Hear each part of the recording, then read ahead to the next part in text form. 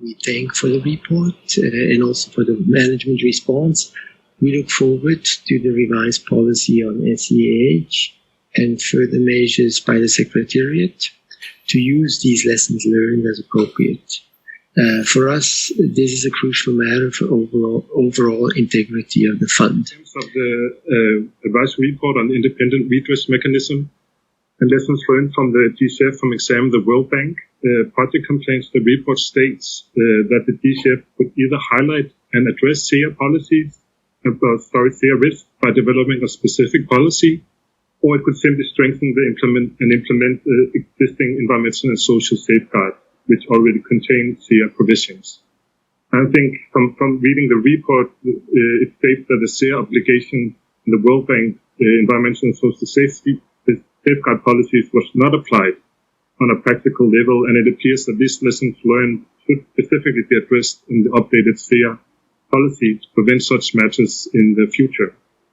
So, and I think from our side it's positive to learn, and also from the presentation we just received before, that the Secretariat will consider these recommendations from the report in the revision of the SEAH policy.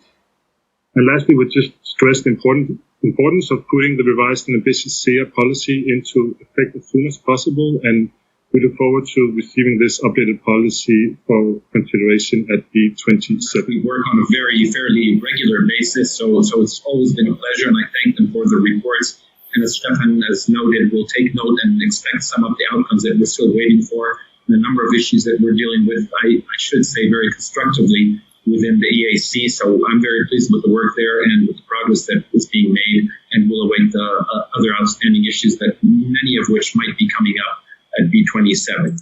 I'm glad that the IRM has been able to prove to us that we at least don't have yet issues in our project with the policy on sexual harassment, etc. We welcome the IRM's advisory report and fully support its recommendations.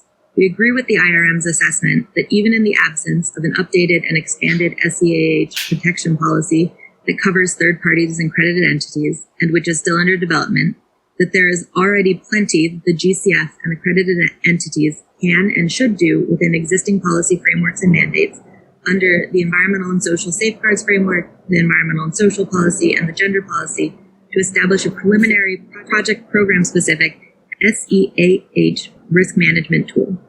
In our assessment of project proposals, including for consideration here at this board meeting, such a project program-specific risk tool is needed now and without further delay.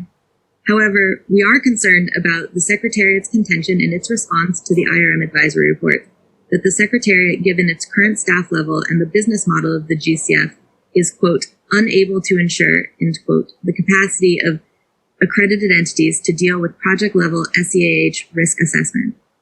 This is a concerning statement, as it would seem to undermine many of the existing GCF policies and their application, such as the Indigenous Peoples Policy, ESSs, the ESP, and the Gender Policy, the latter three of which, a preliminary project program level SEAH risk assessment, would be based on the argument that the GCF cannot, with due diligence, ensure AE compliance with those. And with regard to the comment from the civil society active observer, Erica, just to say that we as the IRM are engaging with the Secretariat. In fact, the Secretariat has an SEAH consultant whom they've hired to look into this matter.